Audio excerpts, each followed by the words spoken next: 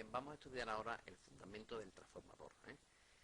¿Para qué se usan? Sobre todo, como hemos visto, como vamos a ver, en el transporte de la corriente alterna. Vamos a definir lo que es un transformador ideal. Un transformador ideal es un dispositivo capaz de convertir una diferencia de potencial alterna en otra, de las mismas características que la anterior, aunque de distinto valor. En las centrales eléctricas se producen corrientes a 20.000 voltios, pero se transforman por la red de alta tensión a 400.000 voltios. En los centros de consumo, en nuestras casas, se debe disminuir de nuevo hasta los 220 voltios. Bien, ¿para qué se hace esto? Bueno, todo esto se hace única y exclusivamente para disminuir las pérdidas en el transporte de energía, las pérdidas debido al efecto Joule. Veremos ahora cómo es esto. Bien, como hemos visto, 220 voltios es la tensión que llega a nuestras casas y esta conversión es necesaria para disminuir las pérdidas energéticas, como hemos dicho, por efecto Joule. Como la potencia suministrada por una línea de corriente es intensidad por diferencia potencial, o V por I, como queramos verlo, si aumentamos el potencial, es decir, aumentamos el potencial y disminuimos la intensidad, seguimos manteniendo el mismo producto, I por V, que es la potencia, es decir, la potencia va a ser transmitida, va a seguir siendo la misma, pero como el efecto Joule depende directamente de la intensidad, mejor dicho, del cuadrado de la intensidad, pues lo que estamos haciendo es disminuir, al disminuir la intensidad, minimizamos las pérdidas por efecto Joule, transmitiendo energía por la línea a la misma potencia. Sin embargo, la pérdida por disipación es menor. Entonces, los transformadores permiten realizar estas variaciones de tensión.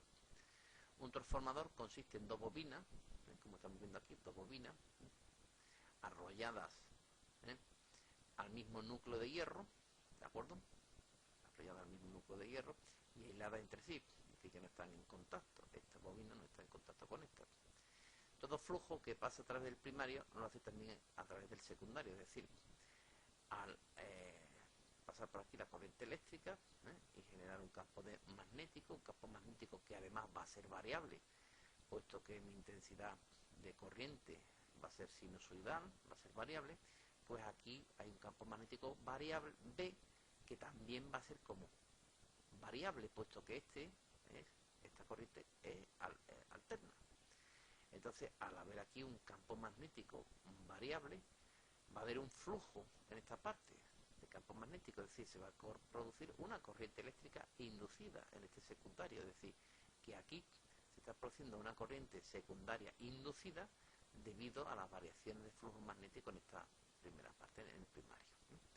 Entonces, todo flujo que pasa a través del primario, como estamos viendo por aquí, lo hace también a través del secundario.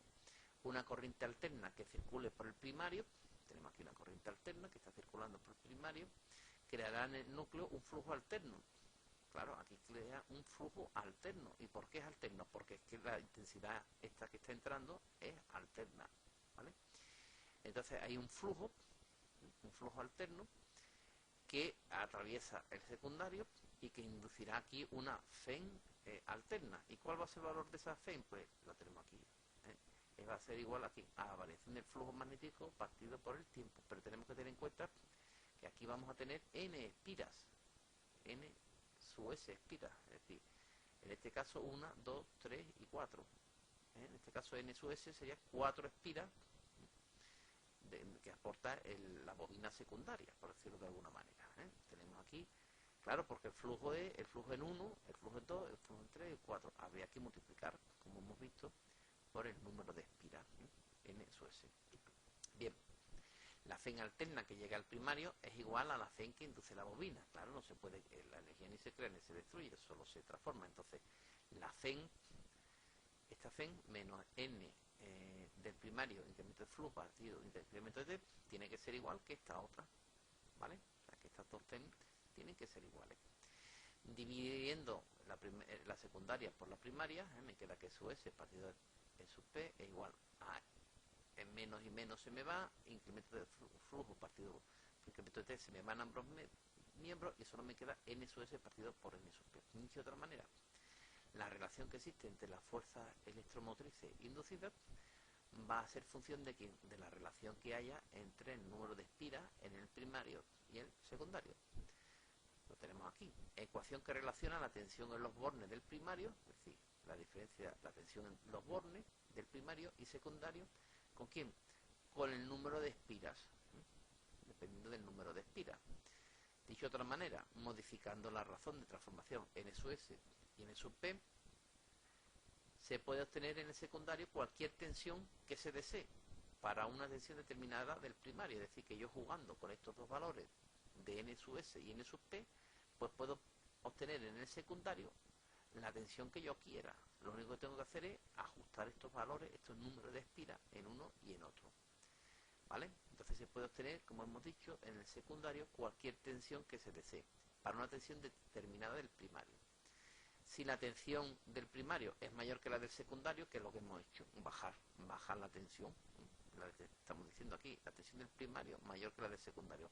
Al transformador se le llama reductor o transformador de baja.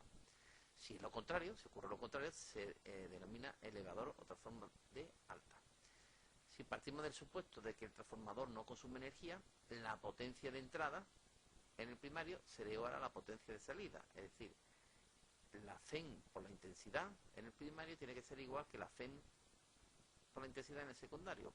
Dividiendo, haciendo el cociente, me queda que la FEN del secundario partido por la FEN del primario es igual a la intensidad del primario partido por la intensidad del secundario. Me da otra relación también útil en multitud de ejercicios. Tenemos esta, que relaciona las FEN en función del número de espiras, y tenemos esta también que relaciona las FEN en función de las intensidades que circulan en el primario y en el secundario. Por último, habría que decir que un transformador no debe utilizarse nunca en corriente continua. ¿Por qué? Bueno, vamos a ver qué pasa. Si yo lo tengo aquí, la corriente es continua, pues aquí el campo magnético va a ser constante.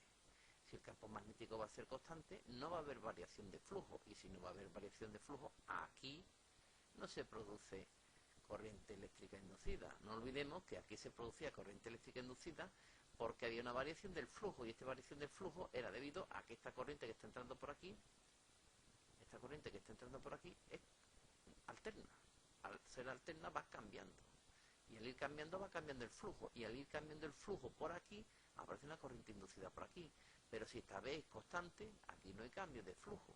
Entonces aquí no va a aparecer corriente eléctrica inducida. Por tanto, no tendría ningún sentido. Además, como hemos dicho, que si lo utilizamos en corriente continua en el secundario no obtenemos corriente eléctrica, que lo acabamos de explicar, ya que al no existir variaciones de flujo magnético no se induce corriente en el secundario. Y además, como la resistencia del primario es relativamente baja, una corriente continua con cierta intensidad podría producir efectos muy perjudiciales en el dispositivo, podría quemarse, podría destruirse. Muy bien, pues con esto terminamos el tema, la teoría del tema electromagnético.